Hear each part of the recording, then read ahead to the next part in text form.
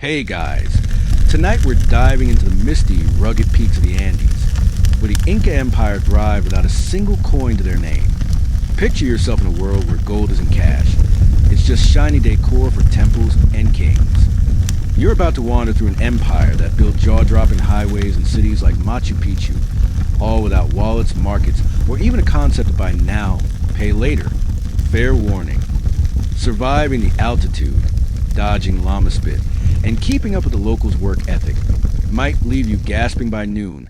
You probably trip over potato on your first day. So, before you get comfortable, take a moment to like the video and subscribe, but only if you genuinely enjoy what I do here. Drop a comment below with your city and what time it is where you are. I love imagining you all snuggled up, maybe with a cup of tea, from Tokyo to Toronto. Now, dim the lights, maybe turn on a fan for that soft background hum, and let's ease into tonight's journey together. You're standing on a cliff's edge, the air so thin it feels like you're sipping oxygen through a straw. Clouds swirl below like a sea of cotton, and the Andes mountains loom around you, jagged and green, like the spine of some ancient dragon. It's the 15th century, and you just stumbled into the Inca Empire, a place that sprawls across what's now Peru, Bolivia, Ecuador, Chile, and parts of Argentina. Your sandals rough, woven things the locals gave you sink into the damp earth as you squint at a landscape that feels sculpted by giants. Terrace fields hug the mountains like steps for a titan. Stone walls defy gravity with their precision, and narrow paths twist into the mist. The Incas, your hosts for tonight, don't use money. Not a gold coin, not a crumpled bill, not even a shiny shell barter with. Their world runs on trade, labor, and an organizational genius that'd make your project manager back home quit in shame. You're wondering how society builds highways and cities without cash. Spoiler, it's not sorcery, but it's close enough to feel like it. Let's set the scene properly. The Inca Empire, at its peak around the 1400s, ruled over a population historians estimate at 6 to 14 million. Nobody agrees on the exact number, because, well, the Incas didn't exactly keep a census in Excel. You're in a village now, a cluster of stone houses with thatched roofs, smoke curling from cooking fires.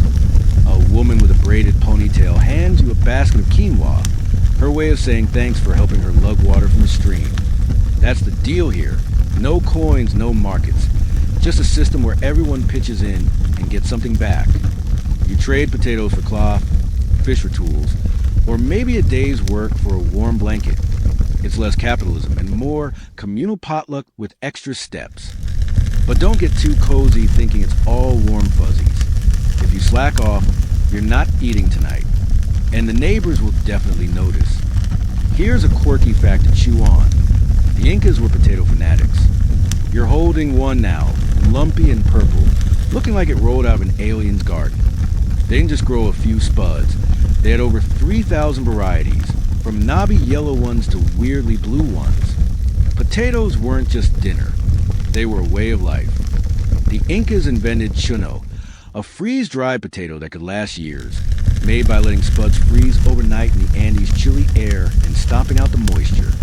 Imagine creating astronaut food 500 years before NASA, using nothing but mountain frost and your own 2 feet. You bite into a piece of chuno, it's chewy, bland, but somehow keeps you going. That's the Inca vibe, practical, clever, and just a little obsessed with tubers. But how do you build an empire without money? You're about to start unraveling that mystery. The Incas' roads, over 25,000 miles of them, were a marvel, rivaling anything the Romans dreamed up, but built across mountains so steep you're already out of breath just standing here. You're walking one now, a path of smooth, interlocking stones so tightly fitted you couldn't slide a piece of paper between them. Instead, entire communities showed up, like the world's most intense neighborhood work party. You're hauling a stone now, your back aching as you help fit it into place. The guy next to you, chewing coca leaves for energy, just laughs at your sweaty struggle. Historians still debate how the Incas planned these massive projects without a written language. Some say it was pure memory and oral tradition. Others point to mysterious knotted cords called quipus that will untangle later. For now, you're just trying not to drop this rock on your foot. You pause to catch your breath, the sun dipping low. painting the peaks in shades of gold and pink. A llama plods by, snorting as it carries bundles of bright textiles, its handler whistling a tune you don't recognize. The air smells of earth and wood smoke, and you're starting to get it. This empire didn't need money because they had something else: trust, organization, and a whole lot of collective grit. But don't relax yet. You've got a long trek ahead to figure out how they made this moneyless world work so well.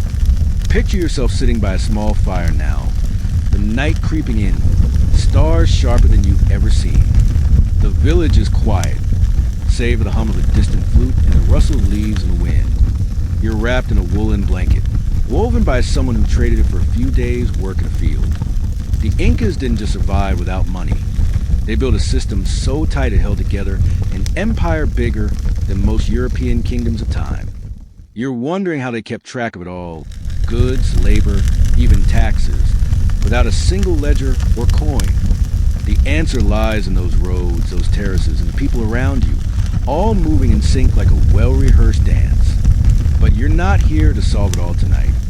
You're just a traveler in their world, marveling at a society that turned potatoes and teamwork into something stronger than gold. The path ahead winds higher, and you can feel the altitude tugging at your lungs. Tomorrow, you'll dive deeper into how the Incas made a moneyless economy hum. Spoiler, it involved a lot of sweat and some very clever tricks. For now, you're just a traveler in their world, taking your first steps into this strange, vibrant place. The fire crackles, and you pull the blanket tighter, letting the sounds of the Andes lull you into the story. There's so much more to see, but for now, you're here, breathing in the crisp air, ready to walk deeper into the Incas' world.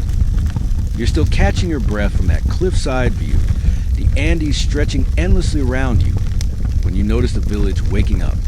The sun's creeping higher, warming the chilly air, and people are already bustling, carrying baskets, herding llamas, or hauling stones like it's just another Tuesday.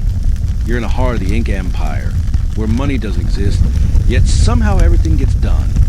You're about to dive into the nuts and bolts of how the Incas made a moneyless society work. And trust me, it's less about fairy tale cooperation and more about a system so clever it feels like cheating. You're walking through the village now, dodging a kid chasing a guinea pig, wondering how anyone keeps track of who owes what without a single coin. The Inca economy, if you can call it that, ran on a system historians call reciprocity. Picture this. You help your neighbor build a wall, and later they show up with a sack of corn or a woven shawl. No one's keeping a ledger, but everyone knows the score. It's like an unspoken IOU system, but with better snacks. The Incas took this to the next level, scaling it across an empire of millions. You're watching a group of farmers now, trading potatoes for dried fish from the coast. No marketplace, no haggling, just a mutual understanding that everyone's got to eat. This wasn't just casual swapping. Communities were bound by obligations to share resources, from food to labor. The mainstream fact here is that this reciprocity was the backbone of Inca society, letting them function without currency. You're starting to see why coins never caught on. When everyone's pitching in, who needs cash? But here's the quirky bit. The Incas didn't just trade goods, they traded parties. You're invited to one now, a minga, where the whole village shows up to help someone, say, terrace a field or fix a roof. It's not charity, it's a deal. The host provides food, drink, and maybe some chicha, a fermented corn brew that's, let's say, an acquired taste. You're sipping some now, grimacing at the sour kick, while everyone laughs and keeps working.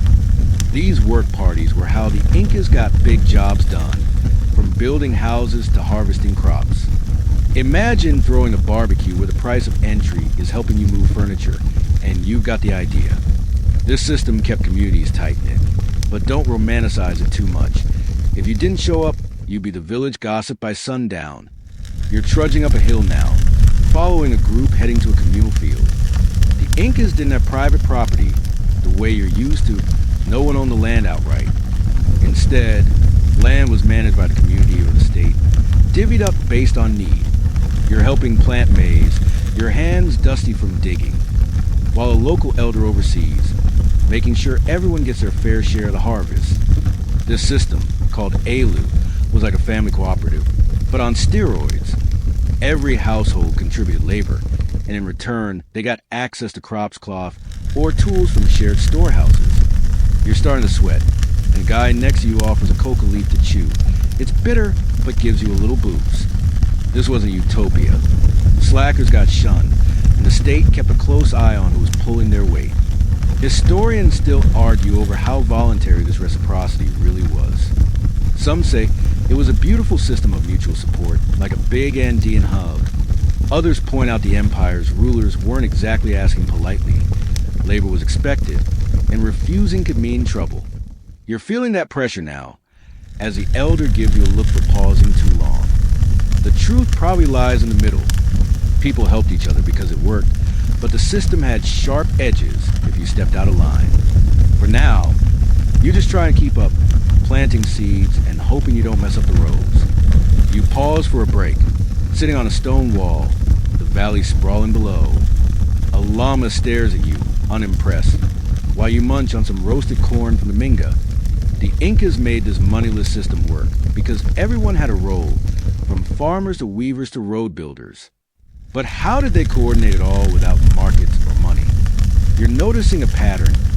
Organization is everything here. The empire's rulers, far off in the capital Cusco, had ways to keep tabs on goods and labor, but that's a story for another day.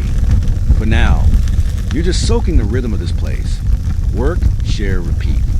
The sun's climbing higher, and you're already wondering how those epic highways you glimpsed yesterday fit into this. Spoiler, they're not just roads, they're the veins of this empire, pulsing with people, goods, and ideas. You're back on your feet now, joining the villagers as they head to another task.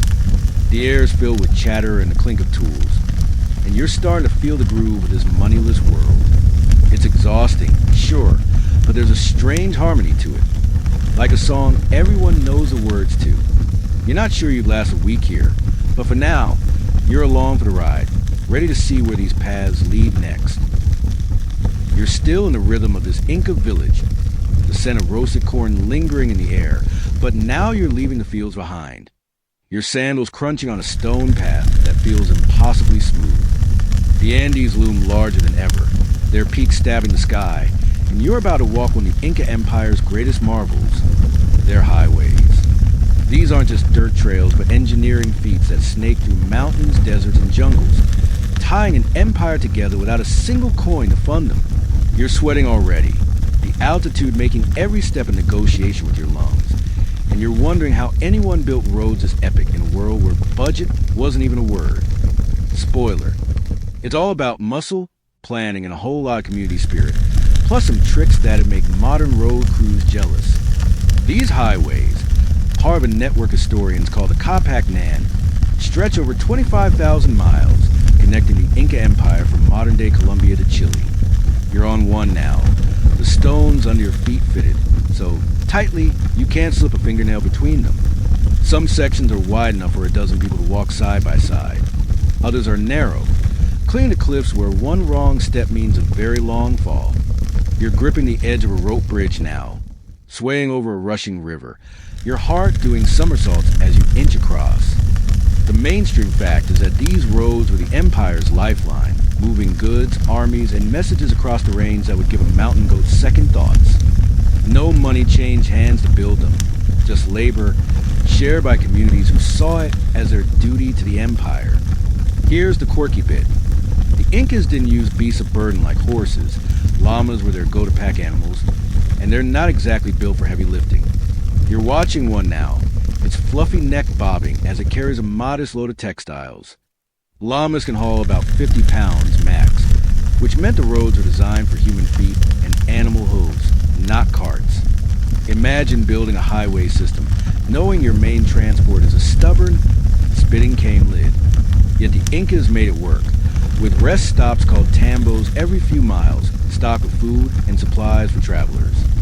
You stop at one, grateful for a sip of water and a shady spot, but the local keeper gives you a side eye. You're expected to pitch in with chores if you want to stay. You're back on the road now, marveling at how it cuts through the mountains like a ribbon. Some stretches are paved with cobbles, others reinforced with retaining walls to fight erosion. You run your hand over a stone, smooth as glass, and wonder how they cut it so precisely without iron tools. The Incas used harder stones like basalt to shape softer ones like limestone, and a lot of patience. You're trying to picture logistics. Thousands of people, from farmers to nobles, hauling rocks, leveling paths, all without a paycheck. This was the MITA system at work. Everyone owed labor to the empire, whether building roads or harvesting crops. You're helping roll a boulder into place now, your arms burning, while a group chants to keep the rhythm. It's like a gym class from hell, but the result is a road that'll last centuries. Historians still debate how the Incas coordinated such massive projects without written plans. Some argue it was all oral tradition, with leaders memorizing every detail. Others think those knotted cords, quipus, held the secrets. More on those later. You're just glad you don't have to organize this chaos. The road stretches ahead, leading to a distant peak where you spot the faint outline of a stone city. You're starting to get why these highways were so crucial. They weren't just for travel, but for binding an empire, moving food from valleys to mountains, or messages from one end to the other. Without them, this moneyless society would have crumbled under its own weight. You pause at a lookout, the wind whipping your hair, the valley below a patchwork of fields and villages. A group of travelers passes, their packs heavy with potatoes and cloth, nodding as they go. You're struck by how alive this road feels, like an artery pulsing with the empire's lifeblood. No coins, no contracts, yet the system hums because everyone knows their part. You're not sure you'd survive the pace. Your legs are already complaining, but you're hooked, ready to see where this path leads next. The sun's dipping, casting long shadows, and you know there's more to the story. Cities, systems, and secrets that made the Incas unstoppable, at least for a while. You've left the dizzying heights of the Inca highways behind, your legs still wobbly from that rope bridge. But now the path dips into a valley where stone walls rise like they've grown from the earth itself. You're approaching a city, Machu Picchu, maybe, or one of its lesser-known cousins, its terraces and temples glowing in the morning light. The Incas built these stone marvels without a single coin, and you're about to see how they pulled off urban planning that'd make modern architects weep. You're dodging a stray guinea pig scurrying across the path, wondering how a society with no money-crafted cities, so precise they've outlasted empires. Spoiler. It's less about cash and more about sweat, precision, and a knack for making stones fit, like puzzle pieces. These cities were the Inca Empire's crown jewels, built to house elites, priests, or sacred rituals, often perched in spots, so remote you're panting just getting here. You're standing in a plaza now, surrounded by walls of massive granite blocks, some weighing tons, cut so perfectly they don't need mortar. You run your fingers along the seam, smooth, tight, like the stones are holding hands. The mainstream fact is that Inca masonry was a masterpiece of engineering. They used no iron tools, just harder stones to carve softer ones, and a whole lot of trial and error. You're picturing workers chiseling away, their chants echoing through the valley, turning raw rock into architecture that's still standing 500 years later. No one got paid. This was MITA labor again, entire communities pitching in for the empire's glory. Here's the quirky tidbit. The Incas were obsessed with shaping stones to fit their natural surroundings. You're looking at a wall now, where one boulder juts out unpolished, like the mountain itself demanded to be included. They didn't blast through rock like modern builders. They work with it, curving walls to hug the terrain, or aligning buildings with the sun's path for religious reasons. You're standing by a window that frames a distant peak perfectly, and you can't help but think it's half engineering, half poetry. This wasn't just building. It was a conversation with the landscape. Imagine explaining to your boss that you left a rock sticking out, because it felt right. Good luck with that today. You're wandering deeper into the city now, past houses with trapezoidal doorways, wider at the bottom, narrower at the top, because the Incas knew that shape held up better in earthquakes. You duck inside one. The cool stone walls relief from the sun. Inside, a family might have lived, storing maize and chuno in clay jars, their lives tied to the empire's rhythm. These cities weren't just for show. They were hubs for administration, worship, or storing goods. You're picturing the bustle, priests planning ceremonies, laborers hauling supplies, all without a market or a coin in sight. The Empire redistributed resources through storehouses, ensuring no one starved, at least in theory. You're starting to see how this moneyless system scaled up. Labor built the cities, and shared goods kept them running. Historians still argue over why the Incas chose such remote spots for their cities. Some say it was for defense, hiding from enemies in clouds. Others think it was spiritual, tying temples to sacred mountains. You're leaning toward the spiritual angle, standing by a carved rock that locals treat like an altar, offering coca leaves to the sun god Inti. Either way, building here was no small feat. You're helping carry a small stone now, your arms aching as you pass it to a worker who slots it into place like it's Tetris. The precision is mind-boggling, no blueprints, no AutoCAD, just human skill and maybe some divine inspiration. You pause by a water channel, its stone grooves guiding a steady trickle from a mountain spring. The Incas were water wizards, engineering aqueducts to keep cities hydrated in these dry heights. You splash your face, the cold snapping you awake, and notice how the channel slope is just right. Not too fast, not too slow. Everything here feels deliberate. From the stones to the streets, all built by people who traded their time and effort for the Empire's greater good. You're starting to get it. Money wasn't missed because labor was a currency and community was the glue. But you're also wondering how they kept track of it all. Those cities, those roads, those resources, without writing. That's a puzzle for another day. The sun's climbing higher, and you're sitting on a terrace, munching on a piece of dried quinoa bread, watching clouds drift over peaks. The city hums with purpose, even now, centuries later. You're not sure you'd have the stamina to keep up with these stone-carving, mountain-climbing Incas, but you're hooked on their world, a place where cooperation built wonders, and money was just a weird idea from faraway lands. The path ahead leads to more secrets, maybe the llamas that carry the Empire's goods, or the rulers who dreamed up this system. For now, you're just soaking in the view, ready for the next step in this moneyless marvel. You're stepping away from the stone city's grandeur, its walls fading into mist as you follow a dusty trail back into the Andes' rugged embrace. The air is filled with the bleating of llamas, and you're about to join a caravan trudging along one of those epic Inca highways.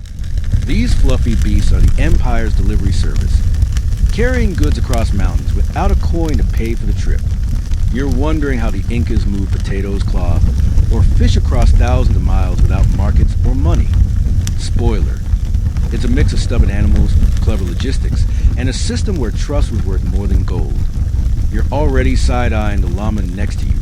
It's giving you a look like it knows you're new here. The Inca economy leaned heavily on trade networks, but not the kind you'd expect. No bustling bazaars or haggling merchants. Instead, goods flowed through reciprocity and redistribution, orchestrated by the Empire. You're walking with a caravan now, the llamas' hooves kicking up dust as they carry bundles of quinoa from the highlands to the coast, where they'll be swapped for dried fish or shells.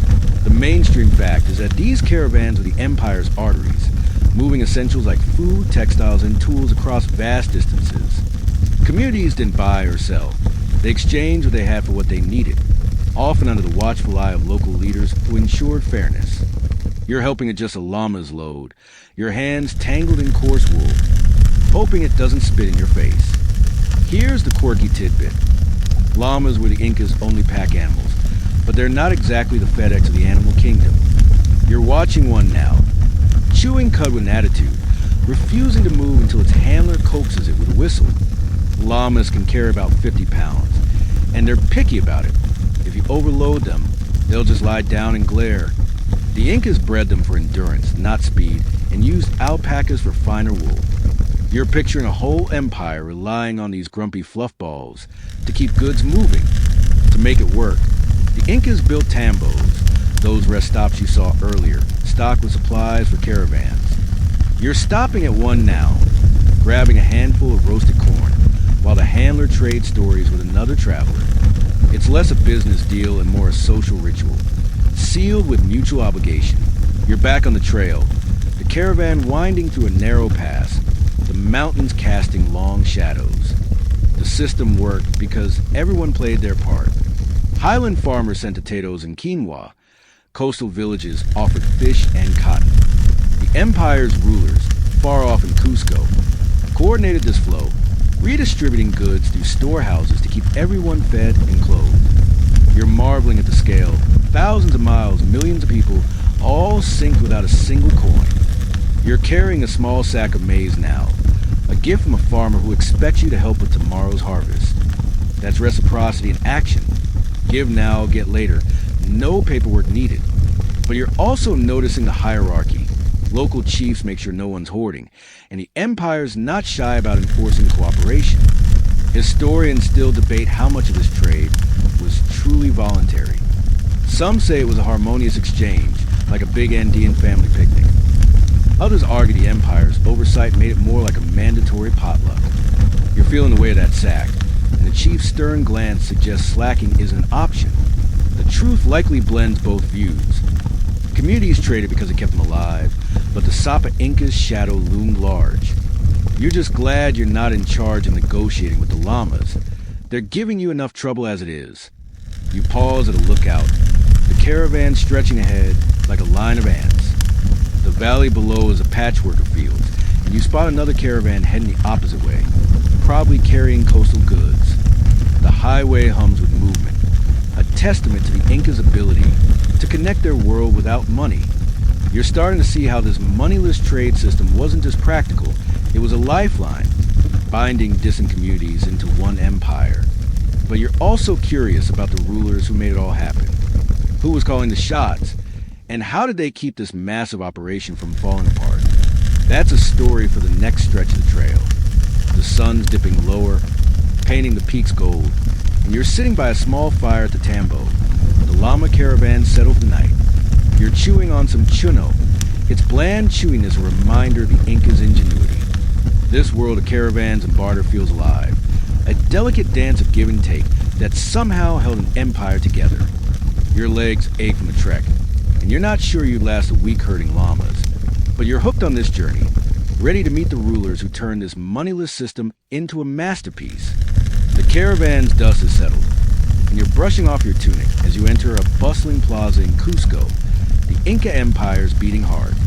The air hums with voices, the clatter of pottery, and the faint chant of priests from a nearby temple. You're about to meet the Sapa Inca, the divine ruler who holds this moneyless empire together like a master conductor. No coins, no treasury, yet this guy or his advisors runs a system so tight it makes modern bureaucracies look like amateur hour. You're weaving through a crowd now, dodging a kid carrying a stack of woven mats, wondering how one person could orchestrate millions without a bank account. Spoiler. It's about divine status, loyal nobles, and a knack for keeping everyone in line without flashing cash. The Sapa Inca was the empire's sun king, believed to be a descendant of Inti, the sun god himself. You're standing in the shadow of a massive stone palace, its walls gleaming with gold plates, purely decorative, because gold wasn't money here. The mainstream fact is that the Sapa Inca was the ultimate authority, overseeing everything from road construction to crop distribution. His word was law, and his role was as much spiritual as political. You're catching a glimpse of him now, carried on a golden litter, surrounded by nobles in feathered headdresses. He's not handing out paychecks. Instead, his power comes from loyalty and obligation. Communities sent labor and goods as tribute, and he redistributed them to keep the empire humming. You're starting to see why money wasn't needed. Divine rule and social contracts did the heavy lifting. Here's the quirky tidbit. The Sapa Inca was so sacred that ordinary folks like you weren't supposed to look at him directly. You're sneaking a peek anyway, hoping no one notices, as he passes by in a swirl of colorful textiles. His litter bearers, chosen from elite families, move like they rehearsed every step. Even crazier, when the Sapa Inca died, his body was mummified and treated like he was still ruling. His mummy got its own palace, attendants, and even consulted on big decisions. Imagine your boss retiring, but still getting a corner office and a say in your projects. That's the Inca vibe. Reverence of the ruler, dead or alive, kept the system stable. You're following the crowd now, heading toward a ceremonial plaza, where offerings are piling up: potatoes, quinoa, fine cloth. all tribute to the Sapa Inca. This wasn't taxation in the way you know it. It was a cultural expectation. Every community sent goods and labor, and the Sapa Inca's officials made sure they went where needed, storehouses, temples, or distant provinces. You're helping carry a basket of maize, your arms aching, while a noble in a red tunic checks a knotted cord, muttering about quotas. This is the Empire's backbone, a top-down system where the Sapa Inca's divine status ensured cooperation, or at least compliance. You're wondering how anyone kept track of it all without writing. Those cords are starting to seem important, but more on that soon. Historians still debate how much the Sapa Inca personally controlled versus his advisors. Some say he was a micromanager. Others argue his nobles ran the show while he played divine figurehead. You're watching the noble now, his fingers flying over knots, and you're betting he's doing the real math. Either way, the system worked because everyone believed in it, or feared the consequences of opting out. You're feeling that pressure too, as a guard gives you a sharp look for lingering too long. Better keep moving. You pause by a stone fountain, its water trickling in perfect rhythm, and take a sip from a clay cup someone hands you. The plaza's alive with activity, women weaving, men sorting grain, kids running with messages. The Sapa Inca's presence, even from a distance, sets the tone. He didn't need money because his authority was absolute, backed by religion and tradition. Goods and labor flowed to Cusco, then out to the empire's edges, like blood through veins. You're starting to get it. The Sapa Inca was a heart, pumping life into a moneyless system that built highways and cities. But you're also curious about those knotted cords a noble was fiddling with. How did they keep this complex empire organized? The sun's high now, warming the stones, and you're sitting on a low wall, munching on a piece of dried fish from a coastal tribute. The crowd's energy is infectious, but you're glad for a moment to breathe. This world of divine rulers and loyal subjects feels both alien and impressive, a delicate balance of faith and obligation. Your legs are still sore from caravan, but you're hooked, ready to unravel more of this empire's secrets. Maybe those mysterious cords of the fields that fed millions. For now, you're just soaking in Cusco's pulse, a city where power, not money, made everything possible. You're slipping away from Cusco's buzzing plaza, the Sapa Inca's golden litter, now just a glint in the distance, as you follow a narrow path to a quieter corner of the empire. The air's cooler here, scented with earth and pine, and you're about to unravel one of the Inca's strangest tools. The quipu, a bundle of knotted cords that somehow kept this moneyless empire in order. You're holding one now, its colored strings dangling like a weird, ancient spreadsheet, and you're wondering how a bunch of knots could track anything, let alone an empire's worth of goods and labor. Spoiler, these aren't just ropes, they're the Inca's secret code, a system so clever it's like texting without a phone. The quipu was the Inca's answer to record-keeping in a world without writing. You're sitting with an elder now, his fingers tracing the knots on a cord, each one tied with purpose, some tight, some loose, some in clusters. The mainstream fact is that quipus recorded everything from crop yields to labor quotas, using knots to encode numbers and possibly more. A single knot might mean 10 bushels of maize. A cluster could track a village's MITA contributions. You're trying to follow as the elder points to a red cord, explaining it tracks quinoa from a nearby valley.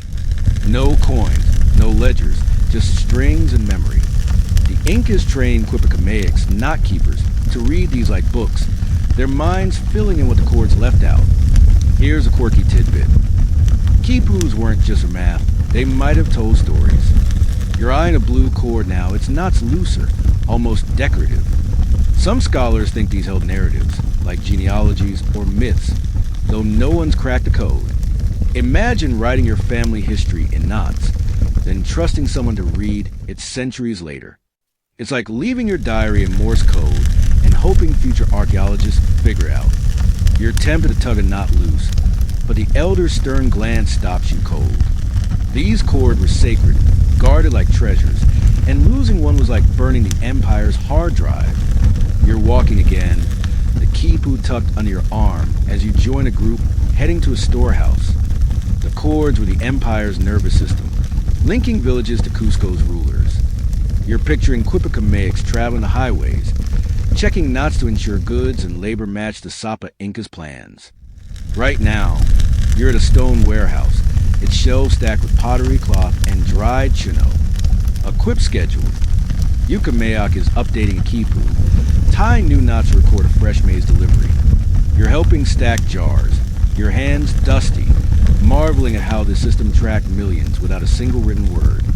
It's not perfect, mistakes happened, knots got tangled, but it worked well enough to keep an empire fed and built. Historians still argue over how much quipus could really record.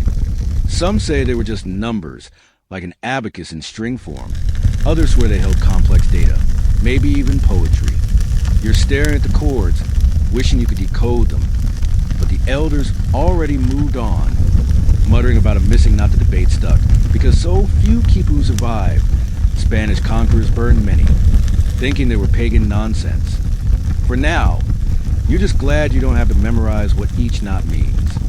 You pause by a stream, the water glinting in the afternoon sun, and sit on a rock to catch your breath. The quipu rests in your lap, its colors vivid against the gray stone. You're starting to see how the Incas made a moneyless world tick. Not with coins, but with systems, labor, trust, and these cryptic chords. The storehouse behind you hums with activity. Workers sorting goods while the Quipacamaic double-checks his knots. It's a dance of organization. And you're just a clumsy guest trying to keep up. You're wondering how the system fed millions, kept highways running, and built cities while collapsing under its own weight. That's the next piece of the puzzle, waiting down the path. The sun's dipping now, casting long shadows, and you're munching on a piece of quinoa bread from the storehouse. That's the next piece of the puzzle, waiting down the path, ready to see how the Incas turned their fields into a feast for millions. For now, you're just soaking in the quiet. The chords in your hands will whisper an empire that counted everything except coins. You're leaving the quipu keeper behind, his knotted cord still dangling in your mind as you trek up a steep hillside, the Andes air sharp in your lungs. The path levels out, and you're standing on a terrace field, carved into the mountain like giant steps. These aren't just farms, they're the Inca Empire's breadbasket, feeding millions without a single coin changing hands. You're surrounded by rows of maize and quinoa, the soil dark and rich, and you're wondering how the Incas turned these rugged slopes into a food machine that kept an empire alive. Spoiler, it's about engineering, community, and a love for potatoes that borders on obsession. You're already dodging a farmer's glare for stepping on a sprout. The Incas' terraced agriculture was a marvel, turning impossible terrain into fertile land. You're walking along a stone wall now, its edges so precise it feels like the mountain agreed to be tamed. These terraces, built across the Andes, maximize arable land and control water flow, feeding an estimated 6 to 14 million people. The mainstream fact is that this system was key to the empire's survival, producing staples like maize, quinoa, and yes, potatoes in quantities that rival modern farms. You're helping plant a row of seeds now, your hands caked with dirt, while a farmer shows you how to angle the soil to catch rainwater. No one's paid for this. It's MITA labor again, with communities working the fields together, sharing the harvest through the empire's storehouses. Here's the quirky tidbit. The Incas didn't just grow potatoes, they practically worshipped them. You're holding a knobby, purple spud now, one of over 3,000 varieties they cultivated. They even had potato deities, with festivals where farmers offered spuds to the earth goddess, Pachamama. Imagine throwing a party for a vegetable complete with songs and prayers. You're chuckling, but the farmer's dead serious, tucking a potato into the soil like it's a sacred relic. This obsession paid off.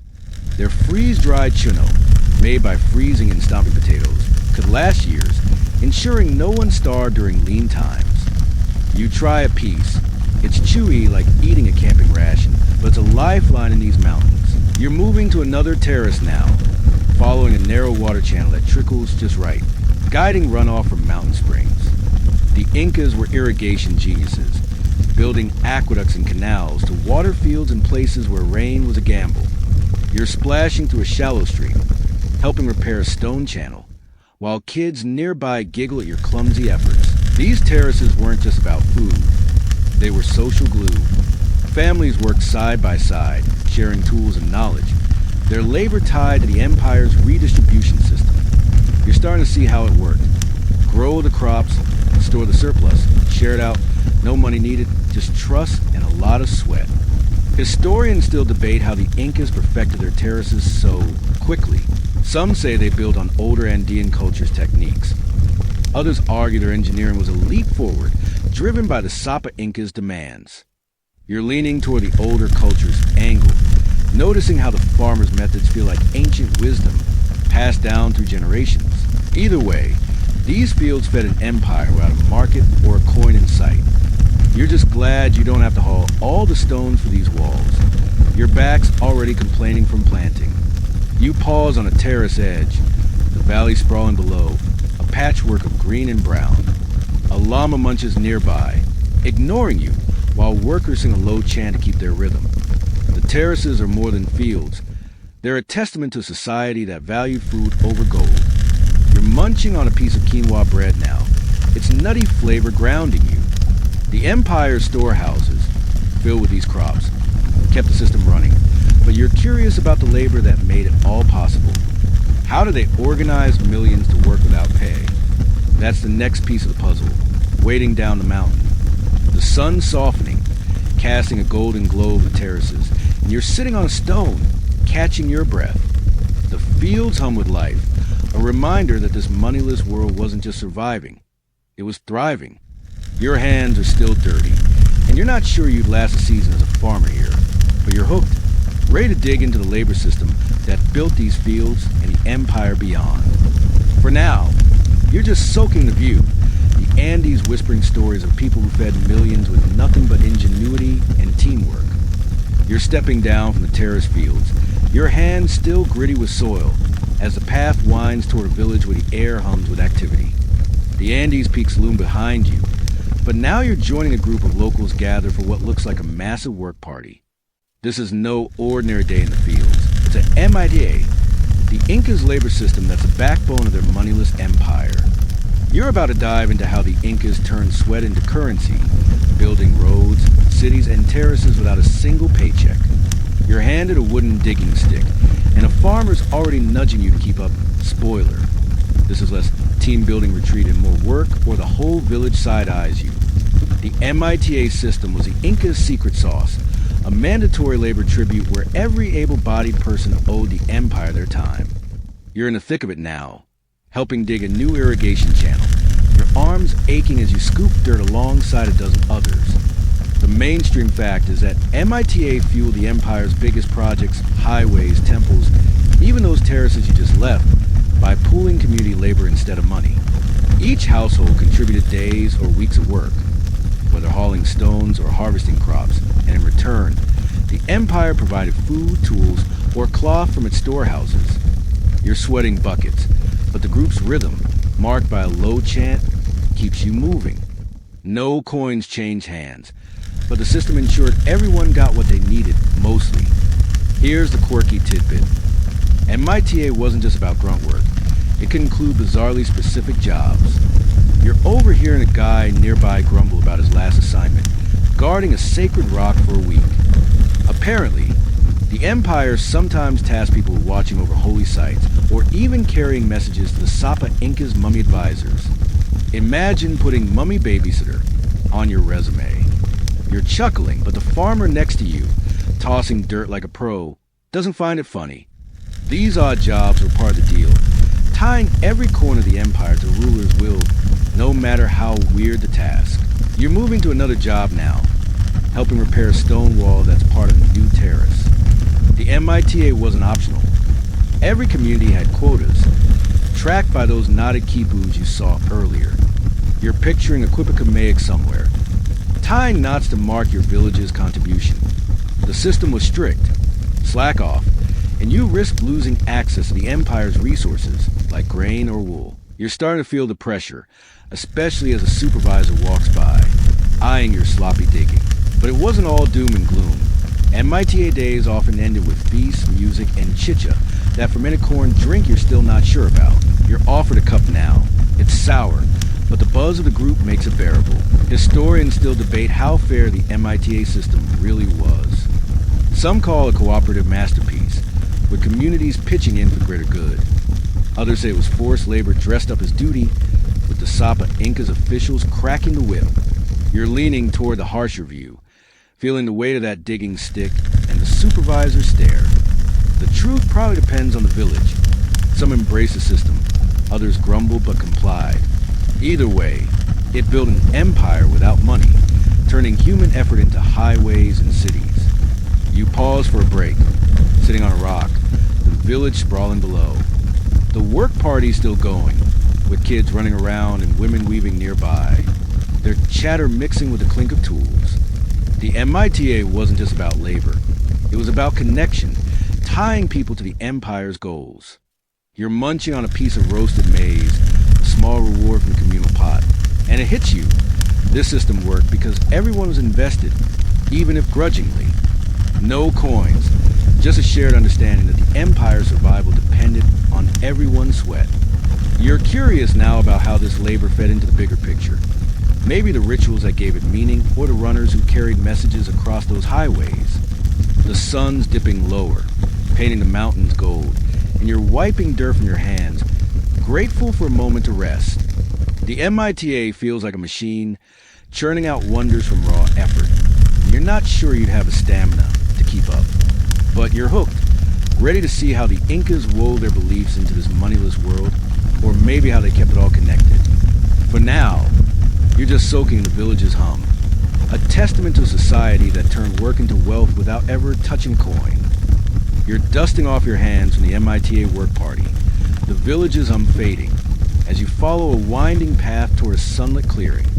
The Andes air feels sharper now, tinged with the scent of burning herbs, and you're stumbling into a ceremony where locals are gathered around a stone altar, offering coca leaves and maize to the sun god Inti.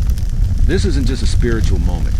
It's the glue that binds the Incas' moneyless economy, tying their labor and trade to something bigger than themselves. You're standing at the edge, clutching a borrowed bundle of quinoa, wondering how gods and rituals powered an empire without coins. Spoiler. It's about faith, offerings, and a system where even the divine had a role in keeping things running. Religion was a heartbeat of Inca society, shaping everything from farming to road building. You're watching a priest now, his feathered robe catching the breeze, as he chants Inti, asking for a good harvest. The mainstream fact is that the Inca economy leaned heavily on religious rituals, which justified the MITA labor and redistribution systems. Offerings like the ones you're seeing, food, cloth, even llama sacrifices, were given to gods to ensure prosperity, then redistributed to the people through the empire's storehouses. You're handing over your quinoa bundle, feeling a mix of awe and awkwardness as the priest adds it to a pile that'll later feed workers or priests. No money, just faith that the gods and the Sapa Inca would keep the cycle going. Here's the quirky tidbit. The Incas sometimes offered capicocha, a rare ritual where children were sent to sacred mountain peaks as sacrifices. You're relieved to hear this ceremony is just about crops, but the idea lingers. Imagine being told your kid's hiking to a summit to honor the gods. It's heavy stuff and thankfully rare, but it shows how deeply religion wove into their world. The Incas believed the gods control rain, harvest, and even the road safety, so keeping them happy was non-negotiable. You're glancing at the altar, where coca leaves smolder, and wondering how much of this was devotion versus obligation. You're moving closer now, joining the crowd as they kneel, the priest's voice rising over the crackle of a small fire. These rituals weren't just spiritual, they were economic. The offerings you're seeing, from potatoes to textiles, were collected by the empire, stored, and sent where needed like a divine tax system. You're picturing the Sapa Inca in Cusco, overseeing grander versions of this. His divine status ensuring people gave willingly, or at least without complaint. You're helping scatter quinoa grains now, a symbolic gesture for fertility, while a woman next to you whispers about Pachamama, the earth goddess, who gets her own share of offerings. This isn't just prayer, it's a contract with the cosmos, ensuring the empire's fields and storehouses stay full. Historians still debate how much of this religious devotion was genuine versus enforced. Some say the Incas' faith was a unifying force, inspiring people to work and share. Others argue it was a tool for control, with the Sapa Inca using divine authority to demand labor and goods. You're feeling the weight of the ritual, the crowd's quiet focus making it hard to tell where belief ends and duty begins. The truth probably mixes both. People offer to the gods because it kept their world spinning, but the Empire wasn't shy about reminding them who was in charge. You're just glad you're only tossing grains, not climbing a sacred peak. You pause by the altar as the ceremony winds down, the sun high overhead, warming your shoulders. The priest is packing up and the crowd's dispersing, some carrying maize back to their homes, a gift from the Empire's stores. You're starting to see how religion stitched this moneyless system together. It gave meaning to the labor, the terraces, the caravans. Without coins, the Incas leaned on shared beliefs to keep people moving in sync. You're munching on a piece of roasted corn now, handed out after the ritual, and it hits you. This empire ran on faith as much as effort, but you're curious about how they kept it all connected.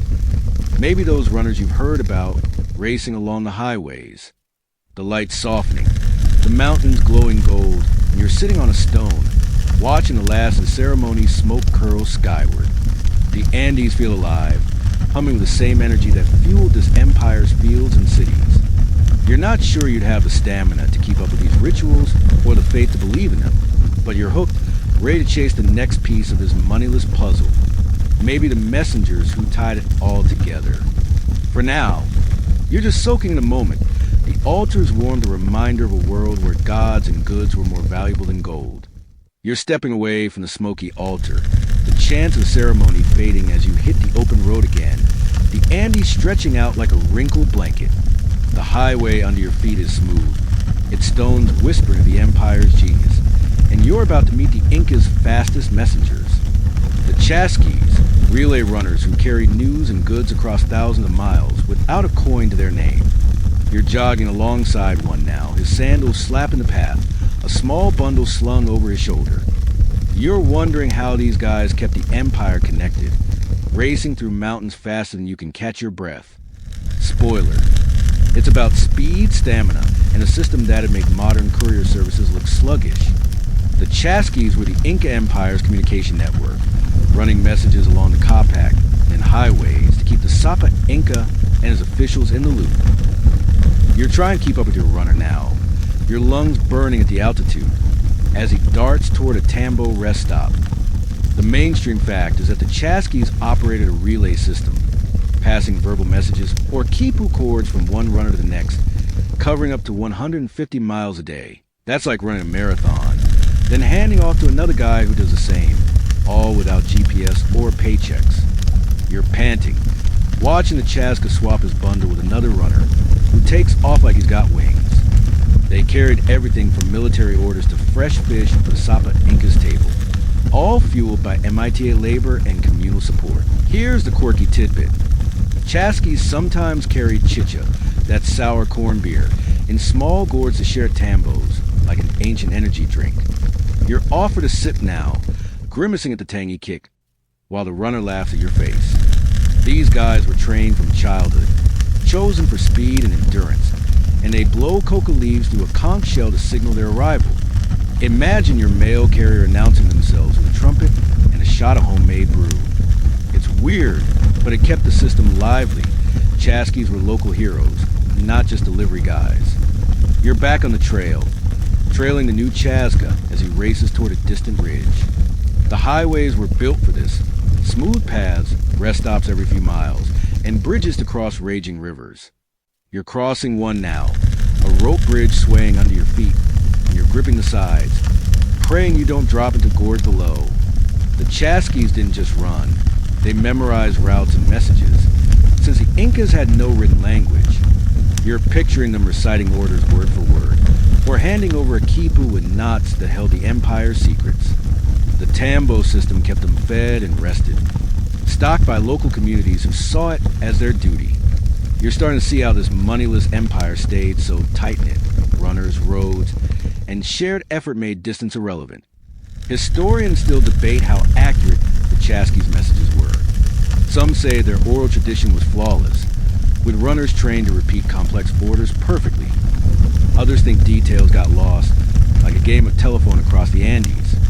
You're watching the Chasca disappear over a hill, his bundle bouncing, and you're betting on their training. Those guys don't look like they mess up. The system worked well enough to keep the Sapa Inca informed, but you're glad you're not the one sprinting at 12,000 feet. You pause at a tambo, collapsing onto a stone bench, the valley sprawling below. The next Chasca is already off, a speck against the mountains. You're munching on some roasted quinoa, handed out by the tambo keeper, and it hits you. These runners are the Empire's pulse, carrying its lifeblood information without a single coin. The highways, the tambos, the chaskies, they all work because everyone played their part, from runners to farmers stocking supplies. You're curious now about where all those goods ended up, maybe the storehouses that kept the system humming. The sun's dipping, casting long shadows across the path, and you're sipping water, grateful for the break. The Chasca system feels like magic, a moneyless network that moved faster than you'd ever manage. Your legs ache just watching them, but you're hooked, ready to see how the Incas store their wealth, not in gold, but in grain and cloth. For now, you're just soaking the highway's rhythm, the Andes humming with the echo of runners who tied an empire together without ever touching money.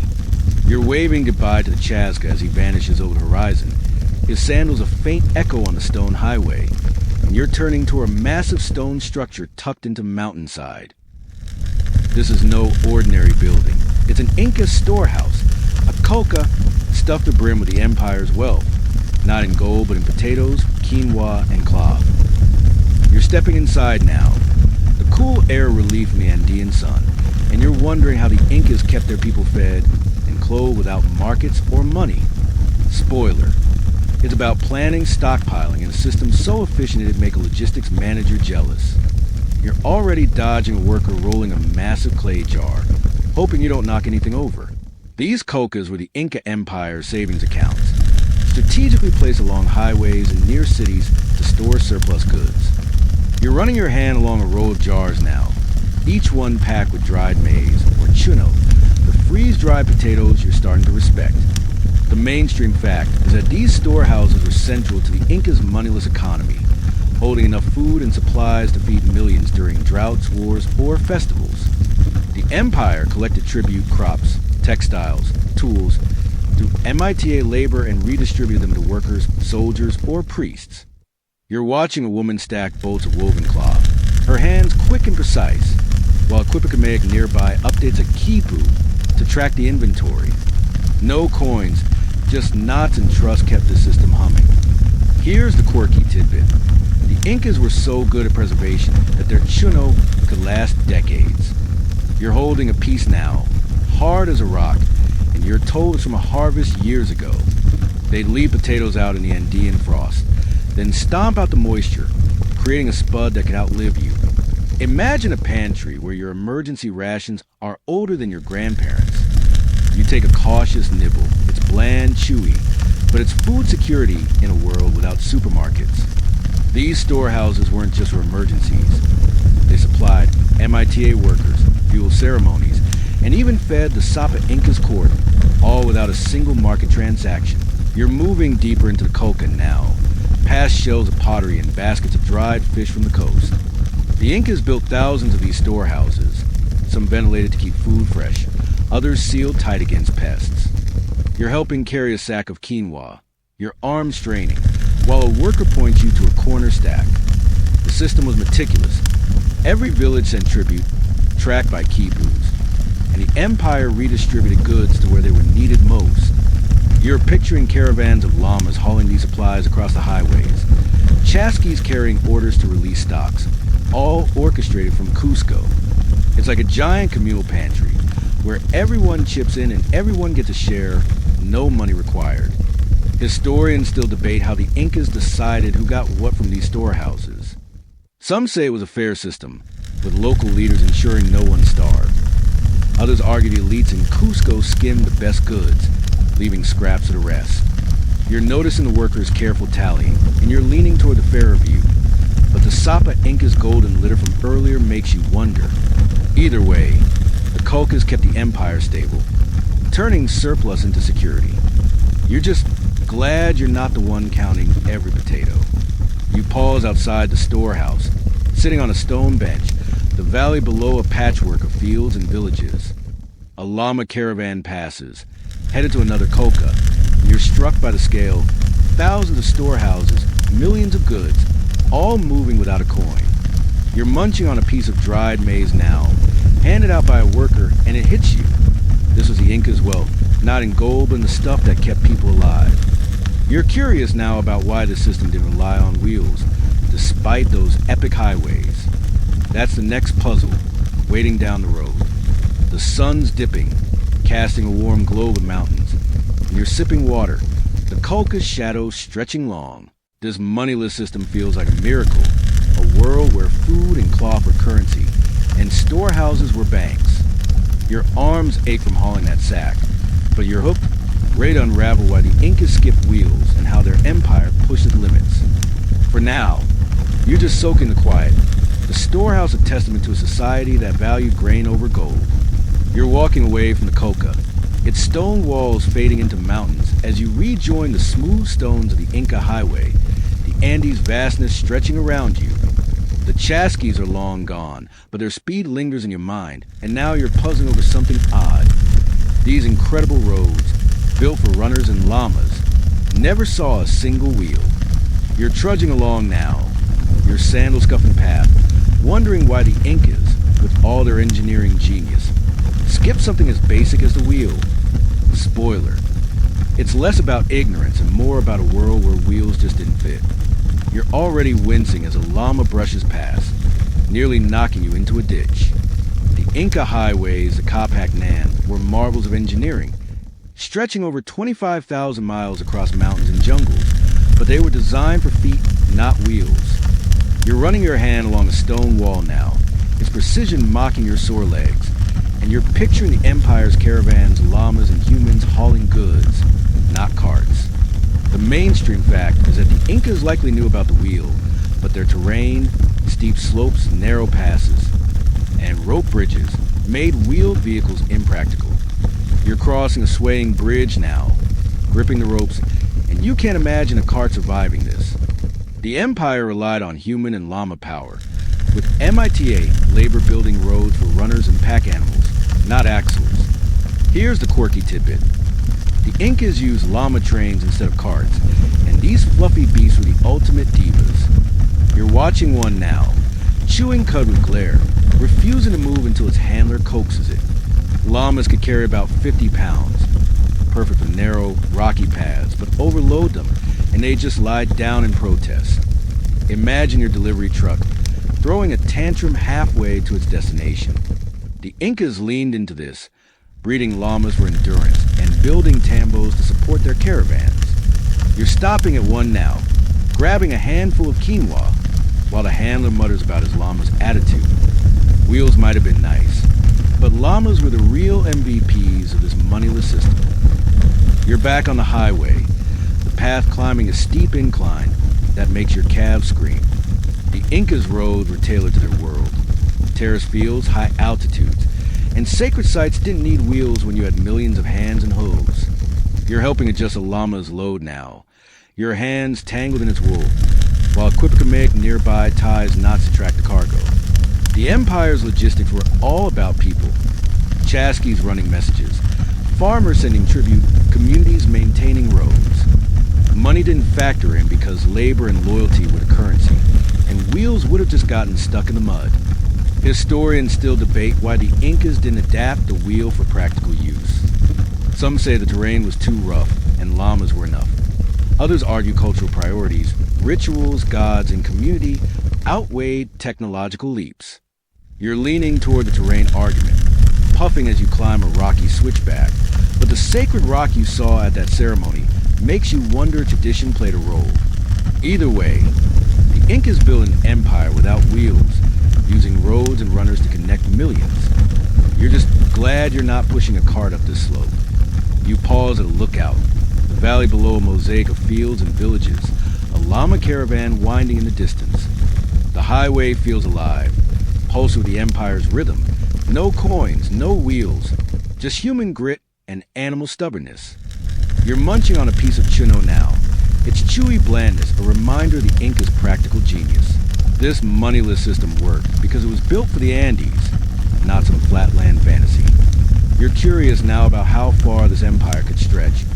Could it keep growing without money or wheels? That's the next question, waiting at the empire's edge. The sun's dipping lower, painting the peaks in soft pinks, and you're sitting on a stone, catching your breath. The highway stretches on, a testament to a world where wheels weren't missed because feet and hooves got the job done. Your legs ache from the climb, but you're hooked, ready to explore the limits of this moneyless empire and what pushed it to the brink. For now, you're just soaking the view, the Andes whispering to people who move mountains without ever rolling a wheel. You're leaving the highway's steady rhythm behind, the llama caravans fading into the distance as you climb a rugged trail to a high plateau, the Andes sprawling like a crumpled map below. You're at the edge of the Inca Empire now, where the roads thin and the villages grow sparse, and you're wondering how far this moneyless system could stretch before it hit its limits. The air's thin up here, your breath puffing in clouds, and you're starting to see cracks in the Empire's flawless machine. Expansion wasn't as simple as building more roads or terraces. Spoiler. It's about geography, loyalty, and the challenge of holding millions together without a single coin. You're already sidestepping a loose rock, hoping you don't twist an ankle out here. The Inca Empire, at its peak, spanned over 1 million square miles from modern Colombia to Chile, uniting diverse peoples under one moneyless system. You're standing at a frontier outpost now, a small stone fort overlooking a misty valley, where Inca rule feels more like suggestion than command. The mainstream fact is that the empire's expansion relied on its ability to integrate new communities into the MITA labor and tribute systems, offering protection and resources in return for loyalty. But out here, where the highways end and the terrain turns hostile, that deal got trickier. You're watching a local herder guide his llamas, his face wary he's part of the empire, but his heart's still with his own people. Here's the quirky tidbit. The Incas sometimes relocated entire villages to tighten their grip, a practice called mitmacuna. You're imagining being told to pack up your whole life, llamas and all, and move to a distant valley just because the Sapa Inca said so. It's like getting an email from your boss saying, relocate to the middle of nowhere, no questions asked. These transplanted communities brought Inca culture, terraces, quipus, rituals, but also stir resentment. You're chatting with a herder now, his accent thick with a dialect you barely understand, and he's grumbling about being moved years ago. It worked to spread the empire system, but it planted seeds of unrest. You're walking the outpost perimeter now, helping repair a crumbling wall, your hands cold from the high-altitude wind. The empire's moneyless system, MITA labor, coca storehouses, chasca runners, worked best where roads and control were strong. Out here, where supplies took weeks to arrive and local tribes had their own ways, loyalty was harder to enforce. You're picturing the Sapa Incas officials, far off in Cusco, try to manage these fringes with quipus and promises. The empire offered food and protection, but some groups resisted, preferring their own traditions over Inca demands. You're starting to see why expansion stalled. Trust and labor only stretched so far when mountains and mistrust got in the way. Historians still debate why the Inca Empire couldn't keep growing. Some say geography was a limit. Jagged peaks and jungles made roads and control too costly. Others argue internal tensions, like those resentful mitmacuna communities, weakened the system. You're leaning toward geography, feeling the bite of the wind and the isolation of this outpost. But the herder's grumbling makes you wonder about loyalty. Either way, the moneyless system that built highways and cities struggled to hold these distant edges. You're just glad you're not the one trying to convince a stubborn tribe to join the MITA. You pause by the fort's edge, sitting on a stone, the valley below shrouded in clouds. A lone chasca races by, carrying news to some far-off post, and you're struck by how fragile this empire feels out here. No coins, just shared effort and divine promises held it together. But the farther you go, the shakier it gets. You're munching on a piece of dried quinoa, handed out by a guard, and it hits you. The Inca's strength was their system, but its limits were human. You're curious now about what came next, how the Empire faced its final challenge when strangers arrive with a hunger for gold. The sun's sinking, the plateau glowing soft orange, and you're pulling your cloak tighter against the chill. The Empire's edge feels like a whisper of its former power, a place where moneyless ingenuity met its match. Your legs ache from the climb, but you're hooked, ready to see how this world unraveled when outsiders brought a very different kind of wealth. For now, you're just soaking in the vastness, the Andes murmuring of an empire that reached too far without a coin to its name. You're standing on the windswept plateau, the frontier outpost fading behind you as you descend a rocky trail, the Andes' jagged peaks casting long shadows.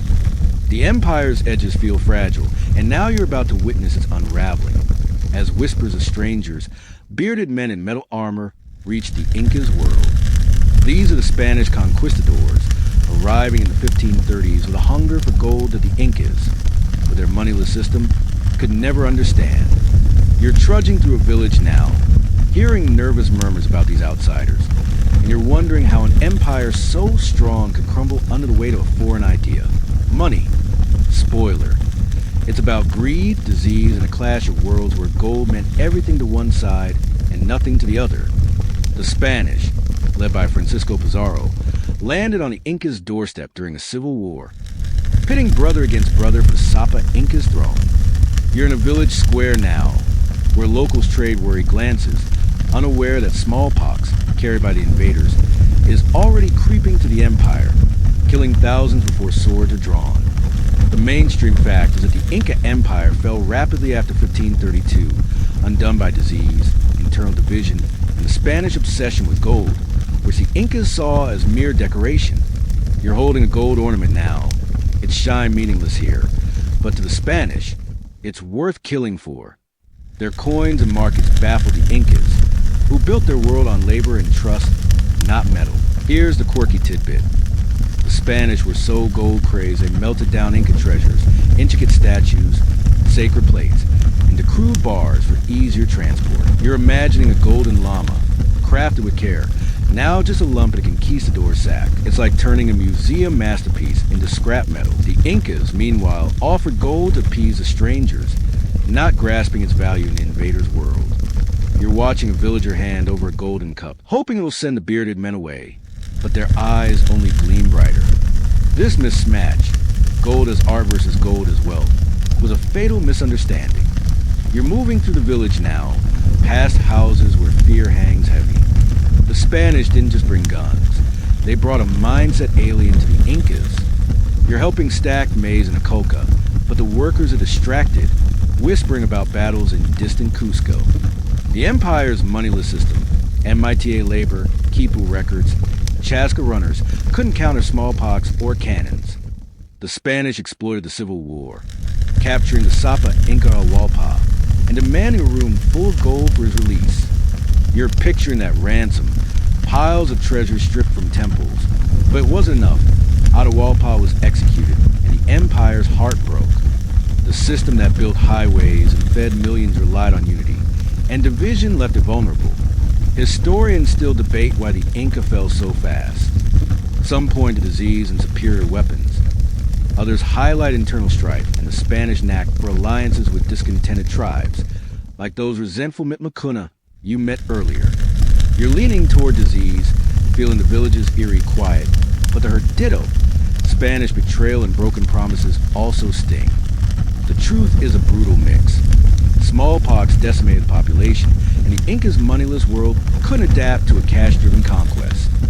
You're just glad you're not facing a musket or a plague. You pause by a stone wall, the village hushed, the mountains looming like silent witnesses. The coca behind you stands half empty, its stores raided by invaders or abandoned in chaos. The Inca's world of reciprocity and labor couldn't fathom a system where gold trumped trust. You're munching on a piece of chuno. Its familiar chewiness grounding you, but it's a reminder of a world slipping away.